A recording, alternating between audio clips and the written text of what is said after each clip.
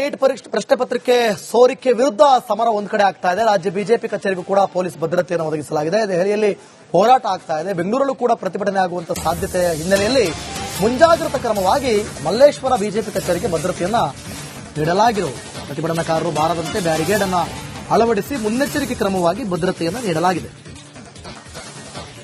ಈಗಾಗಲೇ ದೆಹಲಿಯಲ್ಲಿ ಆಗ್ತಿರುವಂತಹ ಪ್ರತಿಭಟನೆಯ ಬಿಸಿ ಬೆಂಗಳೂರಿಗೂ ಕೂಡ ತಟ್ಟುವಂತ ಸಾಧ್ಯತೆಯ ಹಿನ್ನೆಲೆಯಲ್ಲಿ ಮುಂಜಾಗ್ರತಾ ಕ್ರಮವಾಗಿ ಮಲ್ಲೇಶ್ವರದಲ್ಲಿರುವಂತಹ ಬಿಜೆಪಿ ಆಫೀಸ್ ಕಚೇರಿ ಏನಿದೆ ಅಲ್ಲಿಗೂ ಕೂಡ ಪೊಲೀಸ್ ಭದ್ರತೆಯನ್ನು ನೀಡಲಾಗಿದೆ. ಯುವಕರು ಕೇಳ್ತಾ ಇರೋದು ಒಂದ್ ಕಡೆ ಪ್ರಶ್ನೆ ಪತ್ರಿಕೆಗಳ ಸೋರಿಕೆ, ಮತ್ತೊಂದು ಕಡೆ ಸರ್ಕಾರಿ ನೇಮಕಾತಿ ಪರೀಕ್ಷೆಗಳು ವಿಳಂಬ ಮೀನ್ಸ್ ತಡವಾಗ್ತಾ ಇದೆ.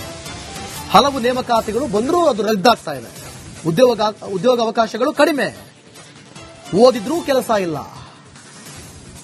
ಓದದೆ ಪ್ರಶ್ನೆ ಪತ್ರಿಕೆ ಸೋರಿಕೆ ಆದ್ಮೇಲೆ ಅದಕ್ಕೆ ರೆಡಿಯಾಗಿ ಬಂದು ಎಕ್ಸಾಮ್ ಬರೆಯೋರು ಬೇರೆ. ಈ ರೀತಿಯಾಗಿ ಹಲವಾರು ಸಮಸ್ಯೆಗಳನ್ನ ವಿದ್ಯಾರ್ಥಿಗಳು ಅನುಭವಿಸ್ತಾ ಇದ್ದಾರೆ. ಕೇವಲ ನೀಟ್ ಪ್ರಶ್ನೆ ಪತ್ರಿಕೆ ಸೋರಿಕೆ ಮಾತ್ರ ಅಲ್ಲ. ಸೊ ಹಾಗಾಗಿ ದೆಹಲಿಯಲ್ಲಿ ಪ್ರತಿಭಟನೆ ಯಾವ ರೀತಿ ಅದು ಮಿತಿ ಮೀರಿದೆ, ಬೆಂಗಳೂರಿನಲ್ಲೂ ಕೂಡ ಈ ರೀತಿಯ ಸಮಸ್ಯೆಗಳು ಆಗಬಹುದು ಅಂತೇಳಿ ಮುಂಚಿತವಾಗಿ ಒಂದು ಕಡೆ ದೃಶ್ಯದಲ್ಲಿ ಗಮನಿಸ್ತಾ ಇದ್ರಿ ನೀವು. ಮಲ್ಲೇಶ್ವರಂನಲ್ಲಿರುವಂತಹ ಬಿಜೆಪಿ ಕಚೇರಿಗೂ ಕೂಡ ಪೊಲೀಸ್ ಭದ್ರತೆಯನ್ನ ನೀಡಲಾಗಿರೋದು.